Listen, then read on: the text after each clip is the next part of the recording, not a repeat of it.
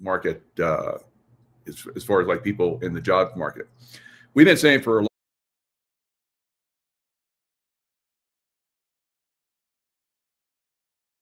long time. We've been saying for a long time that the employment shady work with manipulating those numbers. Now, we talked about those numbers being manipulated for years during the Biden administration.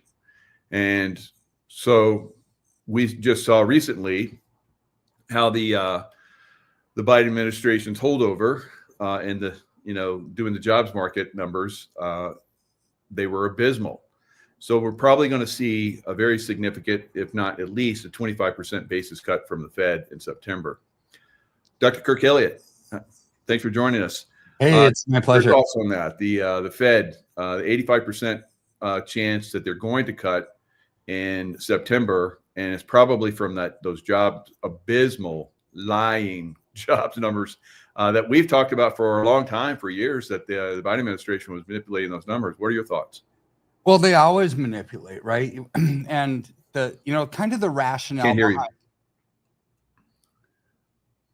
One second. There you go. You're good. Okay, cool. Yeah. So they've always manipulated, right? So when you look at why, it's like, well, you've got to have these good numbers. And then technically they don't lie about it because they'll revise the numbers 30 days later, right? And nobody pays attention to the revision, right? So if you were to say something, Michael, on this podcast and it was just blatantly wrong, which never is, but let's just say that it was, right? You would just be blasted by all these watch groups and everything else. And you'd come back and you'd make an apology and say, I got it wrong. This was actually the number. Who's going to follow the revision? Nobody's going to report that you actually corrected the mistake. They're only going to keep blasting you for the first one because that was the first thing that was said, right? So same thing with the jobs numbers, same thing with the CPI numbers, same thing with the inflation numbers. They lie about them knowingly, because they know that nobody's going to cover the revision, right? 30 days later. But these numbers that came out are not Trump's doing. This is what we all need to realize. These are artifacts from the Biden administration, right? Meaning whenever Trump makes a policy decision now, let's say he were to make one today, you're not really going to see the effects of the fruit on that tree for 12 to 18 months. There's an action lag effect from when you actually have policy to when you see the news on Wall Street hit Main Street, right? So everything that Trump's dealing with now, he's been in office for less than a year, is part of the hangover effect from Biden's economy. These job numbers are brutal, right? They're not good. So this should give Jerome Powell the ammunition to actually say, let's lower interest rates, right? So I was looking at interest rates just this morning, and when you look at the interest rates where they are and how it should compare to inflation, we should never have interest rates where we are right now. Yeah. I mean, interest rates are like 6.5. Supposedly, these other inflation numbers are like 1.9 or whatever they're at, right? So we don't look at the real numbers. We always have to go by what the government reports because this is what's reported in the past. Well, never in the history of the country have the interest rates been this high when the other numbers have been so low. So what does that tell us? Jerome Powell has something up his sleeve. He really wants to blame Trump for the economic malaise. Well, so we look at, can Trump fire Powell? Supposedly he can't. Can Congress fire Powell? Supposedly they can't, right? So I think that they can, but here's the battle that he's dealing with. So what happened about 3 days ago was absolutely miraculous in the sense of maybe Trump doesn't need to focus on Powell anymore, right? Because Kugler, one of the basically Federal Reserve governors, resigned out of the blue. Yeah. Right. It's like, okay, she resigned. She's going to go back to Georgetown to be a professor of whatever. Right. That's great. That's great. But now there's a vacancy. Who did he fill it with? Trump filled the vacancy with Stephen Miron. who was head of his Council of Economic Advisors, was a trusted colleague in the Trump 1.0 administration. So now what does this mean? There's 7 board of governors. You're going to have one that's probably going to vote for lowering interest rates. So maybe that's going to be the deciding vote. Maybe Trump can, for the first time, not have to worry about stinking Jerome Powell, because he might have the votes on the board of governors to get interest rates lowered anyways, right? So when you look at this is going to be very impactful for the economy moving forward. It's going to be good for American citizens who have a really hard time making their mortgage payments because interest rates are so high, right? This is why the housing market's absolutely getting crushed all over the country, right? So you get the economy cooking, you get people working. It's going to show that Trump's policies and his tariffs policies have worked. Well, yeah, no wonder you have major political headwinds from the left and the globalist bankers and the World Economic Forums and all these people who don't want Trump to succeed, of which Jerome Powell, I don't want to put words in his mouth. I can't say what his heart is saying, what his brain is thinking, but his actions sure speak loudly. That's all I can report on is his actions. He's not helping the U.S. citizen. He's actually hurting them. And Trump is going to get blamed for it. We've talked about this easily 6 times, right? It's like Trump is going to get the blame for what Jerome Powell does, even though it's Jerome Powell's fault. So you look at what Trump has been doing. It's win after win after win after win, right? And we talked maybe 2 weeks ago about the win in Japan with the tariffs in Japan. It's like, okay, Japan actually agreed to 15% tariffs on Japanese goods coming into America, 0% tariffs on U.S. products going in Japan, and they're gonna basically capitalize $500 billion, $500 billion of expenditures that they're going to build stuff, factories for maybe Honda and Sony and Toyota and whoever else, right? Which is going to do what? Not hire Japanese workers. It's going to hire American workers. So direct capital investment in America of $500 billion. Trump did the same thing with Europe, right? It's like Europe's going to promise to spend $750 billion on energy in America, 15% tariff across the board on European goods, 0% tariff on American goods going into Europe. Another win. Trump actually slapped a 50% tariff a few days ago on India. Why? Because they're buying their energy from Russia. Like, don't buy energy from Russia. If you don't, you won't get the 50% tariff, right? So now Trump is using tariffs as the negotiating tool against the BRICS nations who truly want to destroy America. Well, then what happened? So all these wins are absolutely incredible. But what happened 2 days ago is going to be dramatic for the American economy. I mean, I'll predict it now. It's going to be dramatic. So he did 2 things. Number one is he's allowing for alternative assets like cryptocurrency, real estate, other alternative assets, private equity, and 401ks. Mm-hmm. So this has never been allowed before, right? And so I don't know. I haven't seen if precious metals are going to be part of the alternative investments that are going to be allowed in 401ks. But right now, if you want to buy gold or silver physically in a retirement plan, it has to be done through an IRA. Well, what about your 401ks? Well, sorry, too bad, so sad. So I think what Trump is doing is he's signaling to the world that the pendulum shift has happened. Not that it's happening, that it's happened, that people all over that are concerned about their banks and the capitalization of them and if they're going to last, concerned about the currency, concerned about their trust in government overall.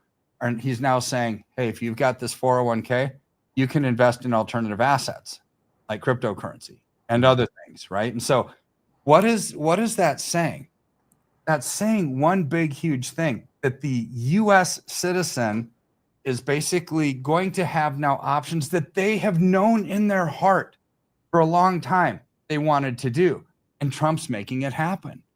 right? People distrust the government. They distrust the banks. Well, now we're going to have some options, right? So then, now, the big, huge tariff that was just levied on Switzerland, small country, Good what does for this them. have to do with anything, right? It's like 39% on all Swiss goods. Well, what does Switzerland produce? I mean, outside of chocolate, gold, right? They're a big, huge banking country, right? So all of the basically kilo bars and 100-ounce bars of gold that are basically used to back currencies that we don't as investors, as retail investors, really buy kilo bars of gold because that's 32 ounces at a shot times $3,400. I mean, you're looking at basically $100,000 at a pop. And the 100-ounce bars, even more. You're looking at $340,000 a pop. This isn't the normal retail investor. This is basically COMEX, that when they have request for physical, basically orders to get them off of COMEX, it's going to central banks and so forth.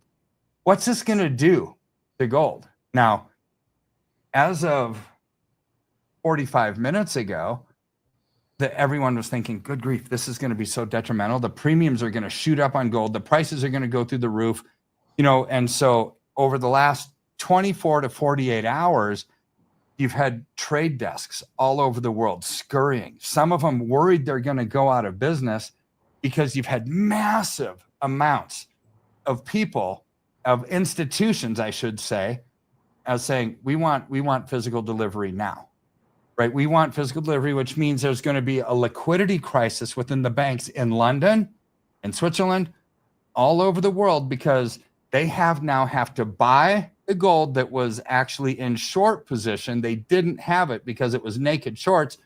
They're buying them because the request for physicals are there.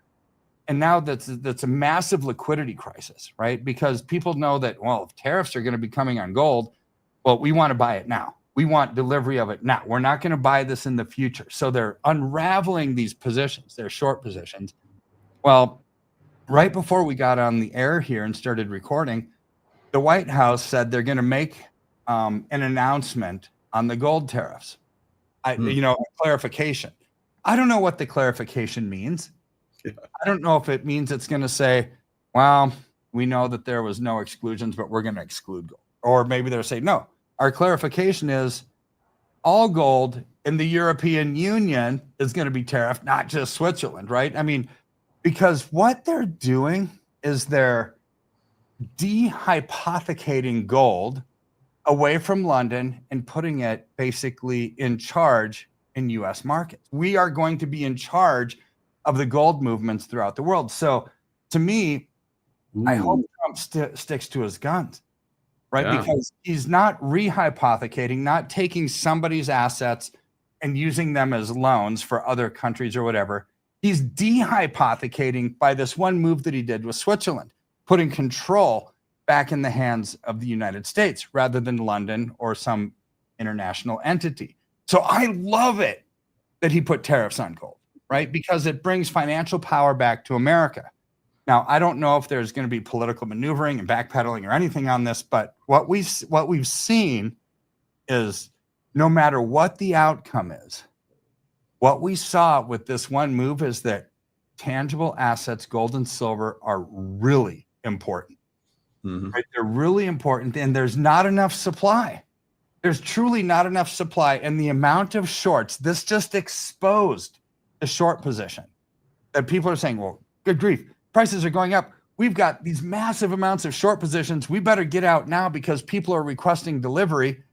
Same thing is happening on silver, except worse, right? And so there wasn't a tariff put on Switzerland silver. Silver is, there isn't any. It's basically gold. So what's been happening, though, with silver is year-to-year increase in the amount of silver that's leaving COMEX for physical delivery is a 42% increase. And these numbers just came out yesterday. So they're already in short supply. 42% more out, leaving the COMEX depositories than silver going in from the miners. They're going to run out, Michael. They're going to run out. which is probably why we're seeing silver. Now I'm looking at the screen. We're pushing $39 an ounce. I mean, this is incredible. We're seeing gold at pushing $3,400 an ounce, all-time highs. People want something that's real. People want something that's tangible, right? And I'm so glad you brought up the technical charts. You look at that is to me a classic ascending triangle, right? Which means that we're about to break out. We're about to break out to a massive high. And when you look at gold, the technical pattern on gold is 3 white soldiers is what it's called. That's one of the most bullish positions that you could ever have, is a 3 white soldiers position, which means that the ups in a consolidation range are going up. That's why they call them the white soldiers. And there's like 3 standing up. I mean, it's almost going straight up. This is incredible. And you can see it on those green lines, right? It's like almost straight up, almost straight up, almost straight up 3 times in a row in the consolidation. There's a breakout coming. And all of us who have had good intuition, have used wisdom, have looked at logic and faith, coupled them together and say, this all makes sense, what Michael and Kirk have been talking about. We're investing into precious metals. I think your time is about now to see the massive increases that we've been talking about. It's not that we've been dismayed by the horrible, response of gold and silver. Good grief, they're up tremendously. But I don't think we've seen anything yet. Yeah, I totally agree. So yeah, the technicals are very promising and positive. So both of silver and gold are very close to their all-time highs. And gold is like $100 away from its all-time high that is set in one of those 3 soldiers that you're talking about. Mm-hmm. So it is it's very close. And of course, silver is going to follow. Silver is actually has been leading the way for quite some time, putting in higher percentages. Yesterday was a very high percentage gain. And today, it's creeping up there, basically building a good base. I like how it touches the upper Bollinger Band. It's climbed the Bollinger Band. Whenever it goes above the upper Bollinger Band, it usually pulls back, like we saw right here. Tested the lower Bollinger Band and the 12-day moving average, and it's going up. So the 50, 100, and 200-day moving averages are all throughout this whole year and going all the way back into last year have been steadily increasing, going up, and soon it will be up and away. So it's fantastic. It is. So what's fascinating about this is fundamentals always drive the technicals, but look at that technical chart.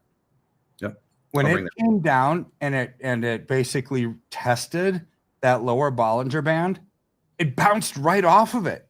It's like, I don't know why these technicals are there. I don't know who in their wisdom decided that, the Bollinger Band should equal these different moving averages over time and blah, blah, blah, right? And volume and everything like that.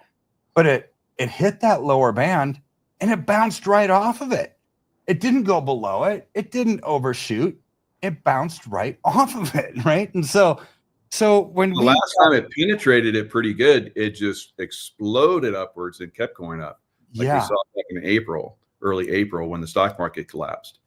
So we're probably going to see another stock market collapse because the technicals for the stock market. Let me bring that up for you. Do you have anything else you want to talk about on No, just that what I love about all of this is a complete confirmation and marriage, so to speak, of technical and fundamental analysis. And they're all pointing in the same direction. It's not like we have confirmation on one and non-confirmation on the other.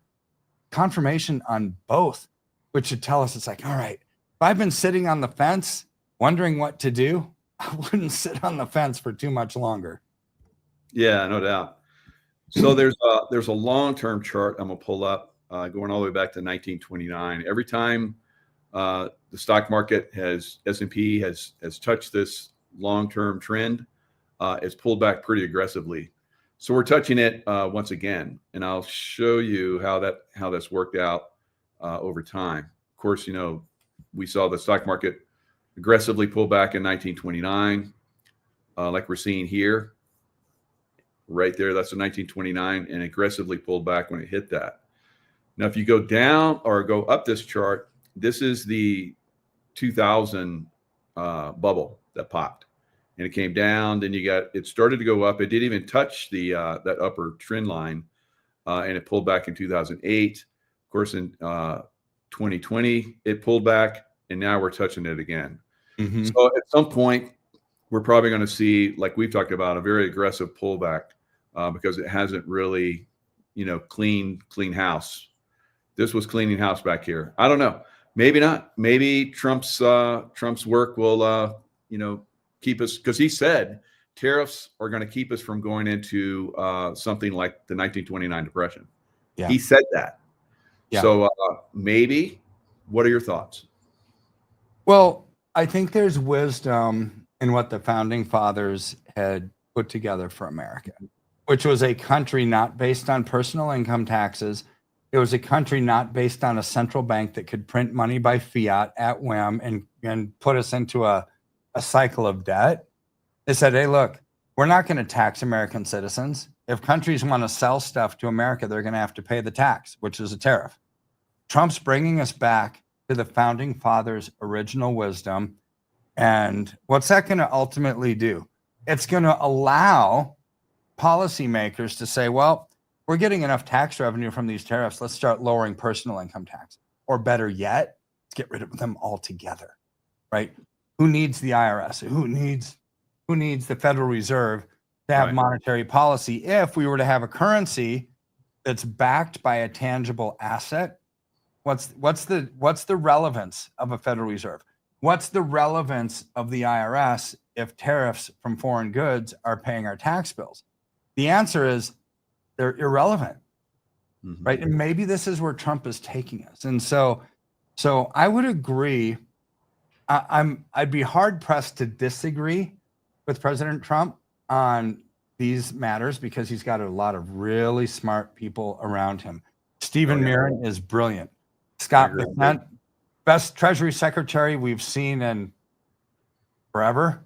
Ever. I was about to say the same thing. Ever. Yeah. Good. I agree. mean, forever. He's amazing, right? And it's like the first time ever that I can think of in my lifetime, and I'm not old, I'm 54, right? But when a Treasury Secretary gets on the news and talks, I actually listen, right? He's interesting, and he says stuff that makes sense. I mean, I can't even remember who Janet Yellen. Whenever she'd start speaking, I'd just turn it off, right? Because I knew it was a lie, or I knew that it wasn't going to make sense. It's like only in the liberal world does it make sense to add debt to get out of debt. Yeah, and that's all she ever talked about. And so here's where this battle between Trump and the Fed is intensifying. I want to kind of put it into real bite-sized pieces that we can understand. So you've got the Federal Reserve, you've got the executive branch, the White House, right? You've got the president and Congress. They both have two different policies that they follow. The president and Congress follow fiscal policy. The Federal Reserve is monetary policy. So they have different policies to grow the economy.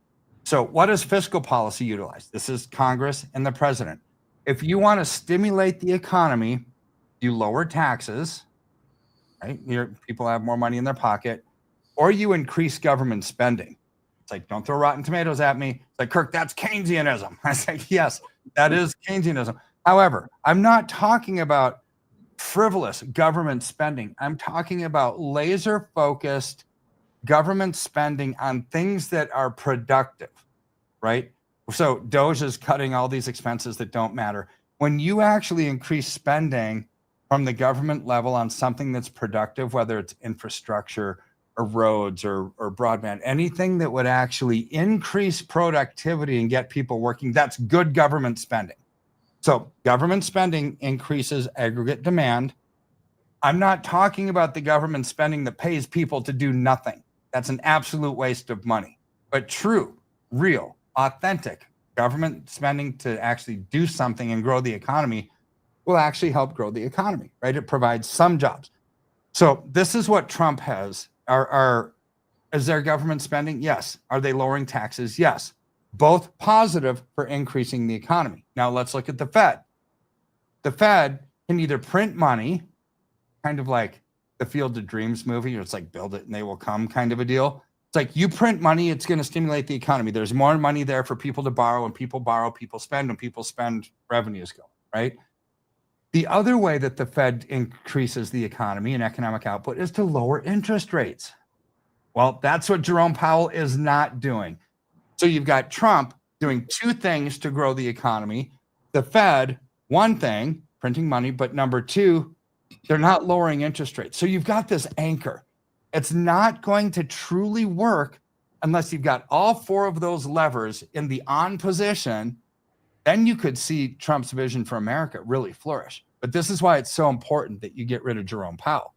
This is why it's so important that Stephen Murin actually was appointed to the board of governors, because if you got all four of those levers clicking, the economy is going to grow, right? Mm-hmm. Well, what grows with a growing economy? This is where I'm so excited, because silver does. Yeah. When industrial demand increases, what's silver? It's an industrial metal first and foremost, not a monetary metal, although it acts as both. It's mostly an industrial metal. So as Trump grows the economy, silver is going to go up even more. And with this new appointment, I think that we're going to have lowering interest rates. I know that the numbers say 85% chance in September. With this new appointment, I bet it's 95%. I think that they're going to lower interest rates in September. I'm glad you brought that up about him, because I was like, this seems to be a monumental move, but I'm not sure what that is. So you've definitely answered that question. I appreciate that. Now, Alan Greenspan, you talk about Federal Reserve chairs, talk about irrational exuberance. We seem to be, from a lot of people that are experts in this field, at that same level, once again, unfortunately. So we saw, like we talked about, I pointed out the 2020 stock market crash, seem to be moving in that direction again. Now, usually when the rates start to get cut, that's when we see the stock market go down, because people move their money where it's more profitable. What are your thoughts on that? And this will be gone a nice half hour, so thanks a lot. So what are your thoughts on that? And we'll wrap it up with this. So lowering interest rates is going to increase the bond market. As interest rates come down, the value of bonds goes up. Now, it's going to hurt people who are on a fixed income because they like the interest payments. But right, if you're in the bond market, you're not necessarily so concerned with the coupon rate and this and that. Nobody really holds bonds until maturity.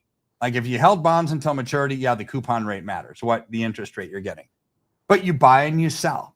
Right. So if you're selling a bond when interest rates are coming down, the prices are going to go up. Right. So this will help the bond market. As interest rates come down, means what? Hopefully, it's not just the discount rate that's going to come down, which is what the Fed establishes. It's the prime rate, what banks, basically give to their best customers. It's the federal funds rate, which when banks need money, they loan it to each other at the federal funds rate. If those are all coming down, that should actually stimulate the economy, right? Because more people are borrowing, more people are spending. As more people spend, corporate revenues go up. That means our stock prices go up. So, but they generally lower interest rates because the economy stinks and they need to stimulate it. So this is where a lowering of the interest rate signals the economy is in dire straits. We need to get this thing fixed.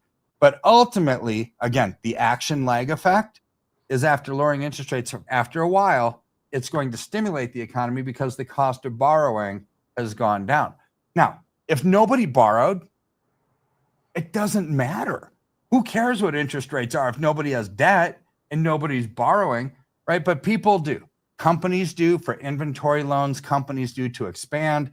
People do just to live, or even to live above their means, sadly, right? So when you lower interest rates, that should stimulate the economy in time.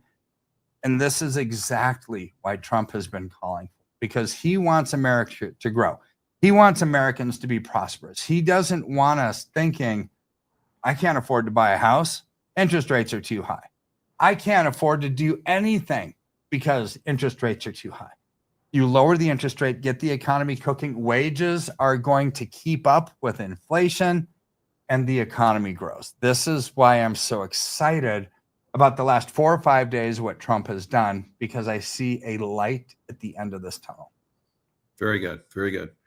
And of course, when the stock market does turn around, you might get a little bit pullback in silver and gold, but then it's going to skyrocket. It's done this every time. So that's another reason why we like to be invested with Dr. Kirk Elliott. So he has the by far in my entire lifetime, I always collected silver and gold and platinum, but this is one of those like we talked about, one of those monumental times in history where you could have phenomenal wealth potentially with your silver.